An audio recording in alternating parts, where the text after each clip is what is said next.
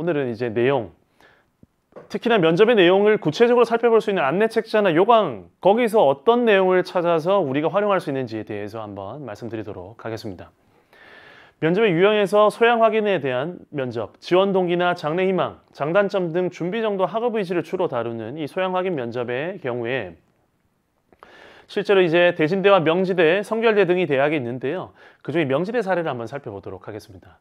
면접 기초 자료 문항이라고 해서 굉장히 독특한 자료가 있는데요. 명지대 같은 경우에는 이렇게 한번 보시죠. 고교생활, 아쉬웠던 활동을 어떻게 개선할지, 가장 관심 있는 분야라든지, 그리고 또 가장 필요한 능력, 기울인 노력, 구체적인 대학생활 계획, 그리고 취약한 역량과 이를 극복하기 위한 방안을 배우고 이루고자 하는 바, 가장 중요하다고 생각하는 역량 등등 이런 것들을 질문하고 있는데 사실 이 내용 자체가 명지대 이 기초자료 문항 자체가 굉장히 독특하긴 한데요. 주로 이 기초자료가 없는 상태에서 많이 합니다. 그리고 대면에서 면접을 하고 당연히 지원 동기, 장래 희망 등등을 확인하고 이런 전형의 경우에는, 이런 유형의 경우에는 공개된 면접 문항이 굉장히 자세하게 나와 있는 편입니다.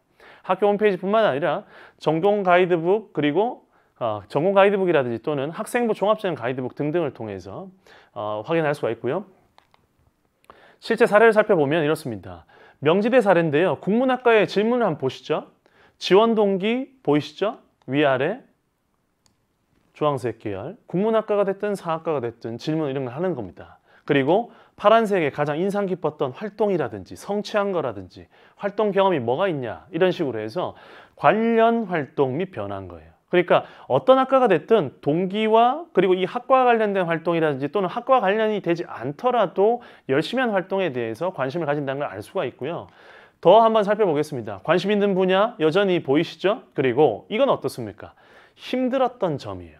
여러분 힘들었던 점에 대한 질문을 받으면요. 제가 지금 가려볼까요? 어려웠던 점에 대해서만 답을 하셔는 안 됩니다. 어려웠던 점이 아니라 어떻게 극복했는지까지 답을 하는 게 굉장히 중요해요. 왜냐? 힘들었던 점을 묻고 싶은 게 아니에요. 저 이게 힘들었어요가 아니고 힘들었지만 이러저러해서 이렇게 더 성장했습니다. 라는 걸 알고 싶은 겁니다. 전자공학과나 정보통신학과도 마찬가지예요. 장단점도 어떻습니까? 여러분은 장단점 설명하라면 설명할 수 있을까요? 당연히 설명하실 수 있어야 됩니다. 그리고 이건 어떠세요? 주로 자연계열 학과들은요. 최근에 어떤 분야에 관심이 있는지 그리고 최근에 어떤 이 전공 분야와 관련된 이슈 이런 것들에 대해서 질문하는 게 굉장히 많거든요. 또한 이 실생활에 사용되는 예 같은 경우들 실제로 어떻게 활용되는지 이런 등등에 대해서 질문을 많이 하는 편입니다. 역시나 토목환경공학이라든지 환경에너지공학에서도 장단점 및 극복에 대한 건 기본 질문으로 가고 있고 관심 분야에 대한 상식 어떻습니까? 이 학과와 관련해서 알고 있는 사회 문제에 대해서 질문하기도 하고 최근에 이런 AI 기술과 관련해서 관심 있는 학생이라면 토목, 고통 분야에 대해서 어떻게 적용할 수 있을지에 대한 것들도 확인할 수 있는 질문이 되겠습니다. 소양 확인 질문은 조금 간단한 편이에요. 그래서 내가 평소에 그 분야에 대한 관심이 있으면 어느 정도 충분히 내가 많은 준비 없이도 좀 준비가 되는 편인데 서류 기반 면접은 실제로 그 시험 범위라고 할 수 있는 학생부가 정해져 있음에도 불구하고 생각보다 학생들이 답을 못하는 경우들이 많습니다. 그래서 제가 사례를 보면서 쭉 설명을 드릴 텐데 꼭 기억하시고 내 학생부를 볼 때 어떤 데에 중심을 가지고 봐야 되는지에 대해서 꼭 힌트를 얻으셨으면 좋겠습니다. 2024년 대입이에요. 그러니까 즉 작년에 발행된 자료입니다. 작년에 발행된 건국대학교 KU 학생부 위주 전형 가이드북의 14쪽부터 23쪽까지의 내용을 제가 발췌해 왔습니다. 여기 보시면 문과대학의 국문과 그리고 영문과라 불립니다. 여기 학과에서 제가 체크한 부분 한번 보실까요?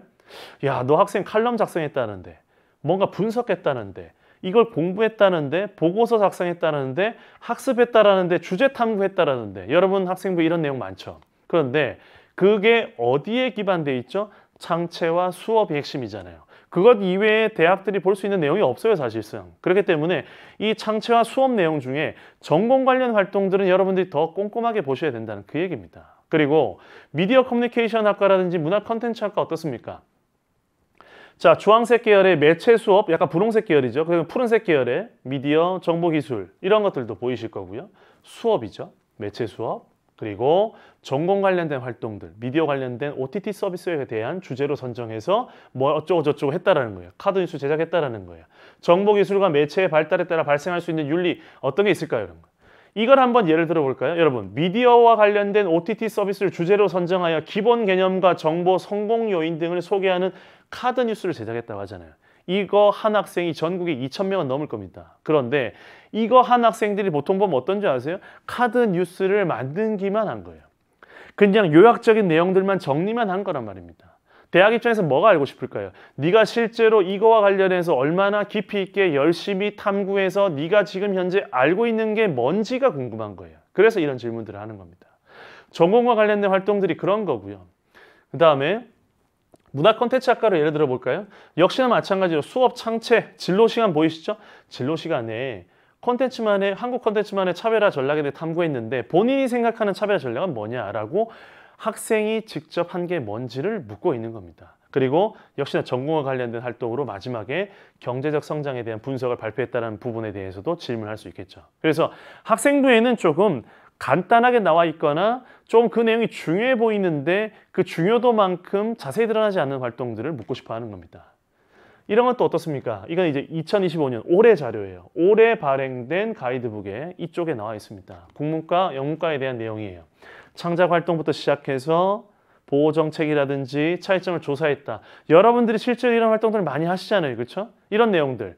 창체 또는 수업을 통해서 했던 관련 활동들. 이게 바로 면접 질문의 핵심이라고 생각하시면 되고 역시나 마찬가지로 같은 학과지만 2024년도의 자료, 4학년도 대입의 자료와 2025학년도의 자료를 같이 가져온 거예요. 그러니까 같은 학과지만 해가 달라지면서 면접 문제도 달라져요.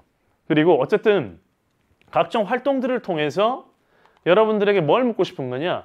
이게 또 핵심입니다. 구체적으로 네가 한 게 뭐냐예요. 제가 네가라는 표현을 써서 죄송해요. 여러분들이 실제로 한 게 뭐냐를 대학은 궁금해하는 겁니다. 그냥 그럴듯한 활동, 보고서 작성했다고 그러는데 광고를 제작했다고 그러는데 이거는요 정말로 아무 의미 없습니다. 구체적으로 뭘 했냐라는 거예요.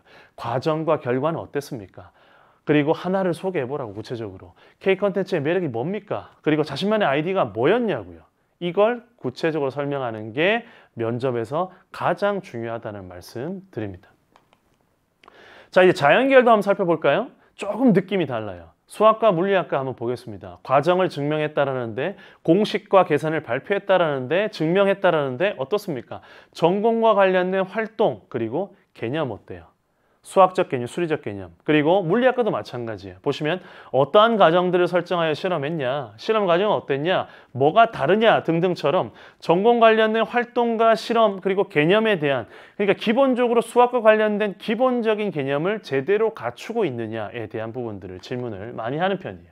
그리고 공과대학도 마찬가지입니다. 물리학 시간, 물리2 시간, 기하 시간, 클러스터 활동 즉 역시나 마찬가지 수업과 창체 똑같죠? 이건 인문자연 막론하고입니다. 그리고 이걸 통해서 그 의미가 뭐냐? 평행이란 뭐냐? 그리고 최대율에 대해서 알게 됐다고 그러는데 그게 뭐냐? 원리에 대해서 어떻게 적용할 수 있냐? 어떻게 탐구했냐? 구동원리는 무엇이냐? 즉 개념, 앞에 이제 말씀드렸죠? 원리, 어떻게 또 적용할 수 있느냐에 대한 부분들. 인문과 조금 다른 부분이 이런 거예요. 그래서 자연계열 쪽에서는 이렇게 원리나 적용에 대한 부분들을 조금 더 구체적으로 너희가 설명할 수 있을 정도가 되느냐. 여러분들 왜 그런 얘기 하잖아요. 수학 문제 잘 푸는 친구들 보면 진짜 잘 푸는 친구는 누구냐? 친구들한테 설명해 줄 수 있는 친구라 그러잖아요. 그렇죠? 면접에서도 마찬가지입니다.